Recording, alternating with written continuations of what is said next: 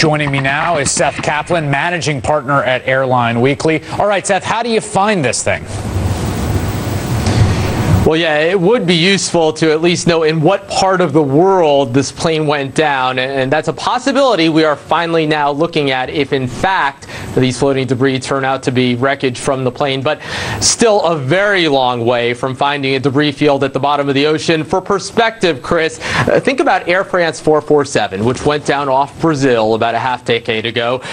Within a couple of days, yes, there was debris floating, and yet it took nearly 2 years to find the debris field at the bottom of the ocean, and then about another year after that to know what happened. All of that in an incident that was much more clear from the beginning. We knew that plane had flown into bad weather. There were distress signals. You didn't have somebody, by all appearances, trying to have us not know what had happened. Is it even possible? I mean, is there any precedent for finding something in this remote an area? I mean, you've got essentially planes departing. They're flying 4 or 5 hours just to get to the place where they're supposed to be searching. They only have a few hours of flight time before they have to turn around and head back to refuel.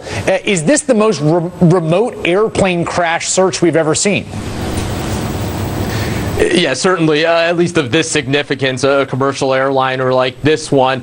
Again, you think about that crash off Brazil. 2 days later, we saw debris floating, took 2 years, and just a lot more data points there to work with. Here, this debris will have been floating, if in fact, certainly a big if, it is debris, for nearly 2 weeks. It will have been adrift, and then you're dealing with very deep water, the clock ticking, as we know on those black boxes, as we call them, the cockpit voice and data recorders, emitting sonar, perhaps just for another few weeks. And then you sort of have to get a little bit lucky. You know, again, if you sort of try to do the math might tell you that we'll never find this thing. But if, for example, that cockpit voice and data recorder is sitting in a rather advantageous position, emitting sonar, by the way, mostly a line of sight type of thing where you want it to kind of go in a straight direction, you know, sitting not beneath a lot of mud, let's say, emitting a signal straight out, then that signal could go for several miles, and maybe you get lucky. But